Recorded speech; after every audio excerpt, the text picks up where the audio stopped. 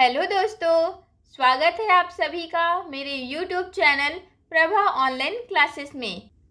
आज हम लोग देखने वाले हैं सीजी व्यापम के प्रीवियस ईयर क्वेश्चंस जो कि पुलिस कांस्टेबल के रहने वाले हैं। ठीक है, तो वीडियो को लास्ट तक देखना क्योंकि इसमें से बहुत सारे क्वेश्चंस मतलब बहुत सारे टॉपिक हो सकता है आपके आने वाले एग्जाम में रिपीट हो। ठीक है, तो चलिए क्वेश्चन से स्टार्ट करते हैं। देखो, पार्ट ए का क्वेश्चन है सामान्य ज्ञान।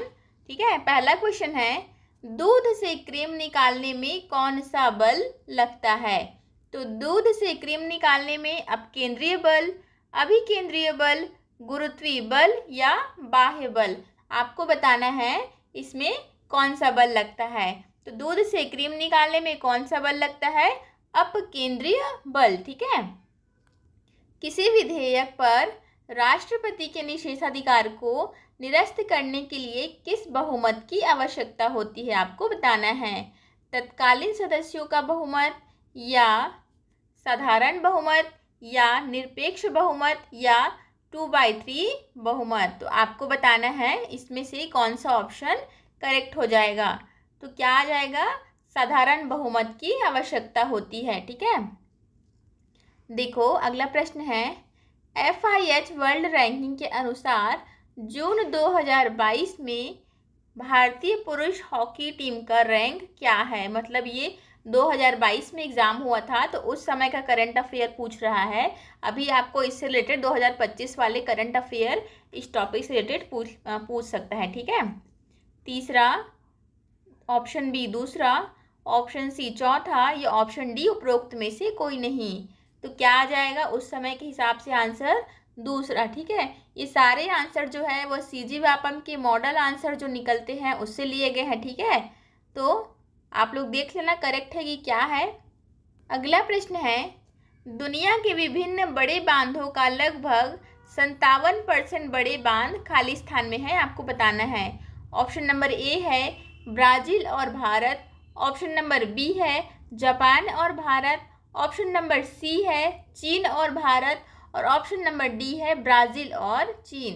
तो क्या हो जाएगा आंसर? चीन और भारत में क्या है? दुनिया के सबसे बड़े बांधों का लगभग 57% बड़े बांध कहाँ पे है? चीन और भारत में है। ठीक है, कौन सी जोड़ी सुमेलित नहीं है, आपको बताना है। देखो यहाँ पे 4 ऑप्शन दिए गए हैं। जमनालाल बजाज सत्याग्रह आश्रम वर्धा, मतलब यहाँ पे जो कुछ एसोसिएशन दिए गए हैं, कुछ आश्रम वगैरह, तो आपको बताना है दोनों में से सही कौन सा है और सही कौन सा नहीं है। तो जमनालाल बजाज ने सत्याग्रह आश्रम की स्थापना की थी, ये तो बिल्कुल करेक्ट है। दादा भाई नौरोजी ने बम्बई एसोसिएशन की स्थापना की थी, यह भी बिल्कुल करेक्ट है।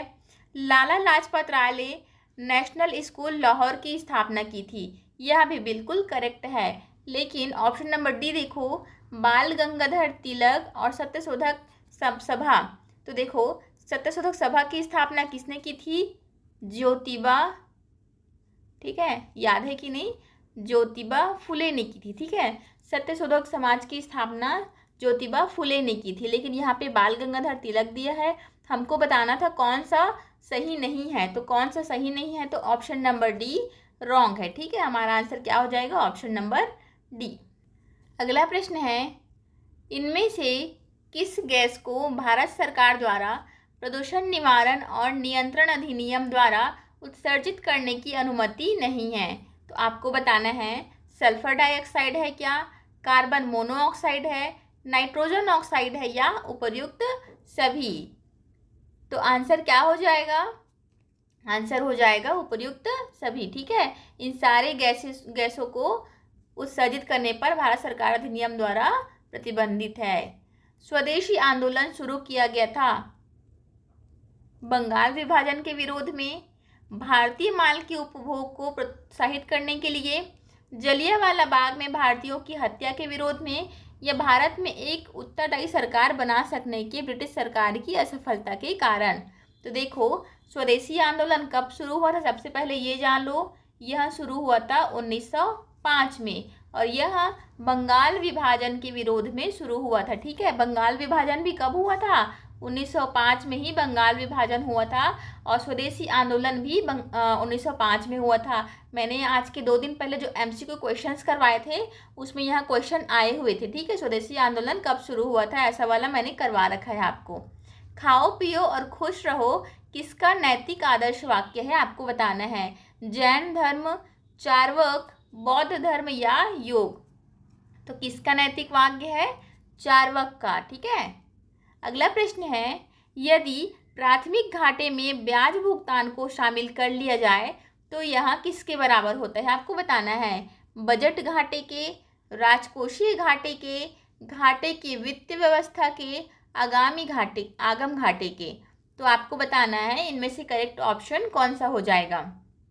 तो क्या हो जाएगा, राजकोषीय घाटे के बराबर होता है। प्राथमिक घाटे और ब्याज भुगतान को जब शामिल करेंगे, प्लस करेंगे, तो यह राजकोषीय घाटे के बराबर हो जाएगा।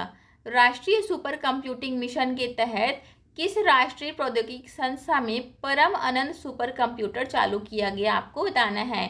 IIT दिल्ली, सबसे पहले कंप्यूटर का नाम याद कर लीजिए। सुपर कंप्यूटर मिशन के तहत राष्ट्रीय प्रौद्योगिकी संस्था में परम अनंत सुपर कंप्यूटर, ठीक है, ये नाम याद रखेंगे। कहाँ चालू किया, IIT Delhi, IIT Madras, IIT Gandhinagar या IIT मुंबई। तो कहाँ चालू किया गया, IIT गांधीनगर में, ठीक है। मुगल साम्राज्य में नील उत्पादन का सबसे प्रसिद्ध क्षेत्र कौन सा है, आपको बताना है। तो देखो ये हिस्ट्री का क्वेश्चन आ गया। लाहौर, मालवा, गुजरात या बयाना। तो नील उत्पादन का सबसे प्रसिद्ध क्षेत्र कौन सा था, बयाना, ठीक है। भारत की प्रथम पंचवर्षीय योजना का मुख्य उद्देश्य क्या था। देखो ये इकोनॉमिक्स का क्वेश्चन आ गया। प्रथम पंचवर्षीय योजना से रिलेटेड यह कब चालू हुआ था, 1951 से लेके 1956 तक चला था, ठीक है। प्रथम पंचवर्षीय योजना किससे संबंधित थी, तो देखो बंदरगाहों का विकास करने के लिए था, आधारिक संरचना का विकास करने के लिए था, उद्योगों का विकास करने के लिए था, या कृषि का विकास करने के लिए था। तो हमको पता है क्या, कृषि का विकास करने के लिए प्रथम पंचवर्षीय योजना लाया गया था। किसने चालू किया था, मतलब इसके जनक कौन थे, तो हेराल्ड डोमर, ठीक है। हेराल्ड डोमर ने प्रथम पंचवर्षीय योजना को जनक कहते हैं, ठीक है, हेराल्ड डोमर जी को। सर्वोच्च न्यायालय के न्यायाधीश और नियंत्रक महालेखा परीक्षक के संबंध में क्या समानता है, आपको बताना है। तो नियुक्ति, वेतन, पदच्युति और कार्यकाल। तो क्या क्या समानता है, नियुक्ति, वेतन और पदच्युति। ऑप्शन कौन सा हो जाएगा, ऑप्शन नंबर सी, मतलब पहला, दूसरा और तीसरा समान है, ठीक है। किसके, सर्वोच्च न्यायालय के न्यायाधीश और नियंत्रक महालेखा परीक्षक के। 1891 के आयु सहमति अधिनियम के प्रति तिलक जी की क्या प्रतिक्रिया थी, आपको बताना है। पूर्ण समर्थन था, आंशिक समर्थन था, पूर्ण विरोध था या तटस्थता था। तो क्या हो जाएगा आंसर, पूर्ण विरोध, ठीक है। Option number C will be the correct answer. Vaisheshika सूत्र किस ऋषि द्वारा लिखे गए थे, कपिला, शंकर, कणाद या इनमें से कोई नहीं। ये हो जाएगा कणाद ऋषि द्वारा लिखे गए थे। वैशेषिक सूत्र कणाद ऋषि द्वारा लिखे गए थे, ठीक है। अस्तिका दर्शन किसमें विश्वास करता है, वेदों का अधिकार, देवताओं का अधिकार, कर्म का अधिकार या इनमें से कोई नहीं। तो क्या हो जाएगा आंसर, वेदों का अधिकार अस्तिका दर्शन कहलाता है, ठीक है। सदन की सदस्यता के संबंध में क्या सुमेलित नहीं है, आपको बताना है। लोकसभा अध्यक्ष, राज्य विधानसभा अध्यक्ष या राज्यसभा का सभापति या राज्य विधानसभा का सभापति। तो क्या हो जाएगा आंसर, राज्यसभा का सभापति नहीं होता। मतलब जो सदन का सदस्य होता है ना, वह लोकसभा का अध्यक्ष रहता है, हो सकता है, मतलब राज्य विधानसभा का अध्यक्ष हो सकता है, राज्य विधान परिषद का सभापति हो सकता है, लेकिन राज्यसभा का सभापति नहीं हो सकता, ठीक है। यहाँ पे नहीं पूछा था, आप एग्जाम में ध्यान से देखेंगे कि नहीं पूछा है कि हाँ पूछा है। भारतीय रिजर्व बैंक के बारे में कौन सा कथन सत्य है, आपको बताना है।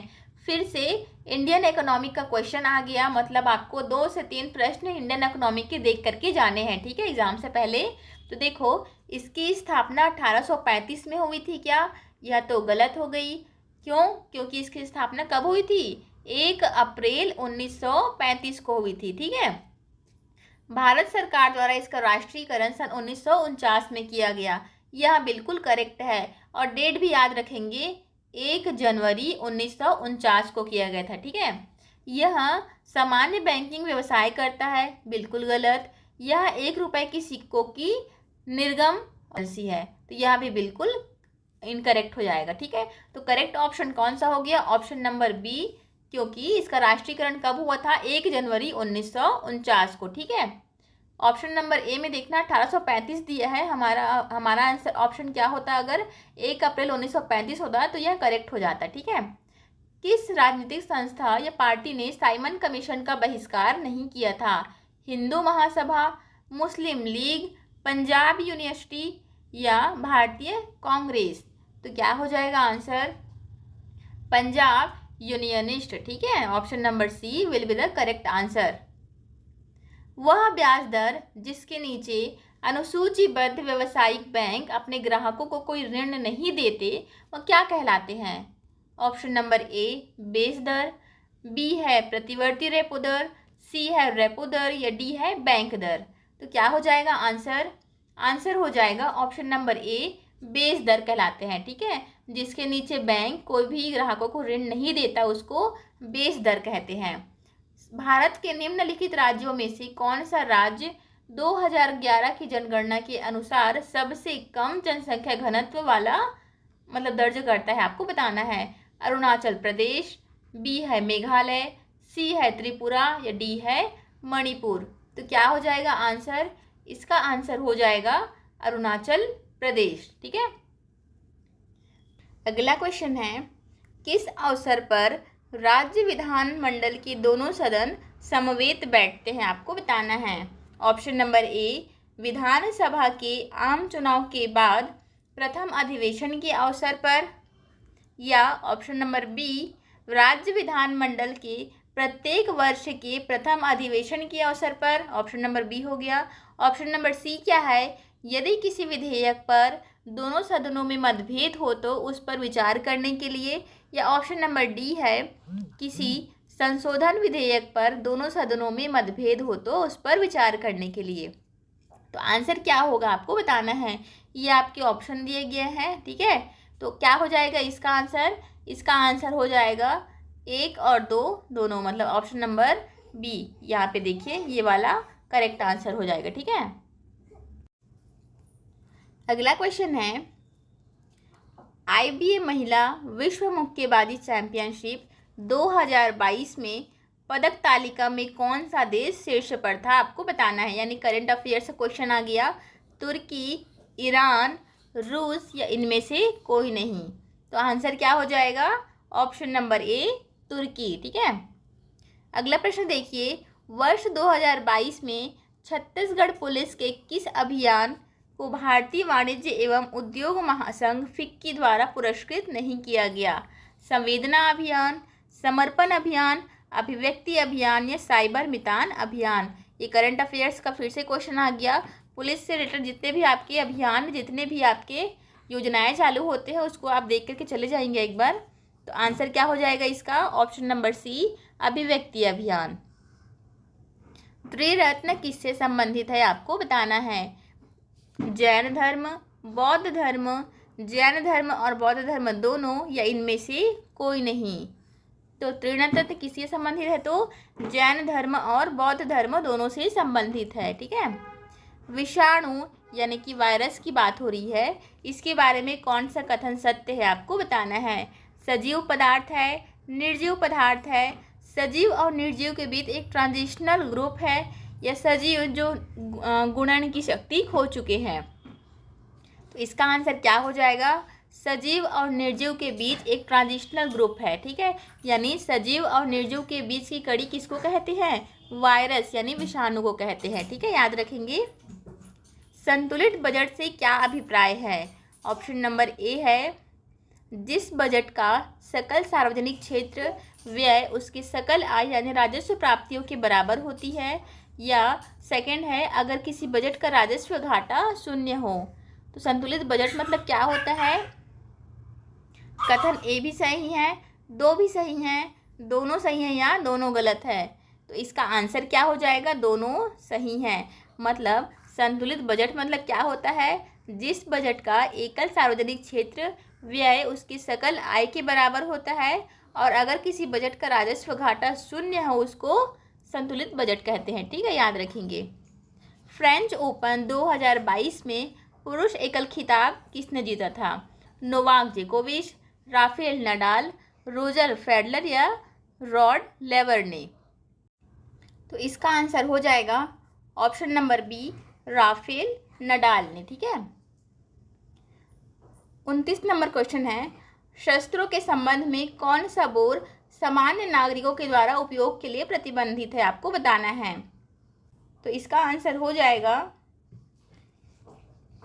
0.38 bore. Option number C 0.38 bore, मतलब ये सामान्य नागरिकों के लिए प्रतिबंधित है।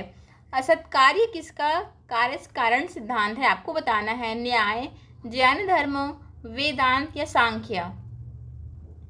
तो इसका आंसर हो जाएगा न्याय। ठीक है। 31वां नंबर क्वेश्चन है, भारतीय अंतरिक्ष अनुसंधान संगठन द्वारा PSLV 53 मिशन द्वारा किस देश के उपग्रहों को अंतरिक्ष भेजा गया था? सिंगापुर, बांग्लादेश, श्रीलंका या म्यांमार? तो इसका आंसर हो जाएगा सिंगापुर। ऑप्शन नंबर ए। ठीक है। 32वां नंबर का क्वेश्चन है, निम्नलिखित में से किसे आमतौर पर सामाजिक कल्याण का सूचक नहीं माना जाता? शिशु मृत्यु दर, महिला साक्षरता, पीने योग्य पानी की उपलब्धता या अपराध?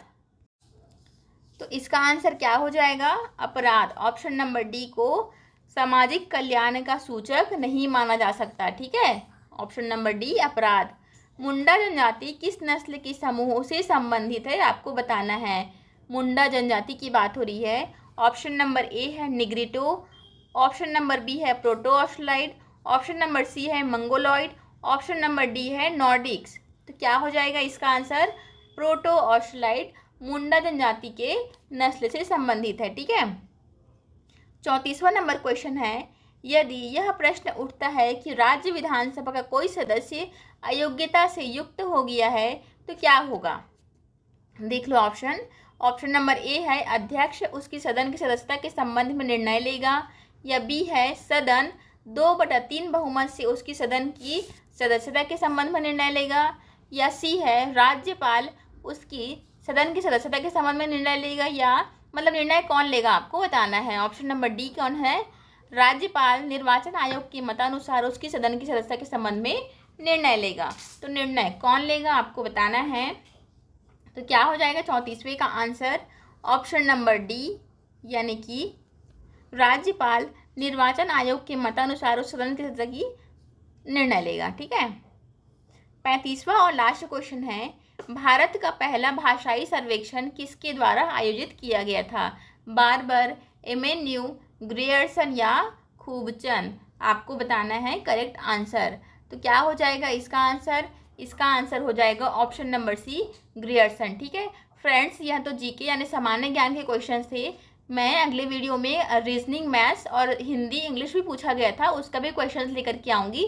तो अगली वीडियो को ज़रूर से वॉच करना। और अगर आपको अमीन पटवारी का प्रीवियस ईयर क्वेश्चन पेपर देखना है तो मेरे चैनल पे लिंक, यहाँ मैं आई बटन में भी आपको लिंक दे दूँगी। ठीक है, वहाँ से भी आप चेकआउट कर सकते हैं। बाकी CG व्यापक में क्लासेस के लिए आप मेरे चैनल के साथ जुड़ सकते हैं। ठीक है।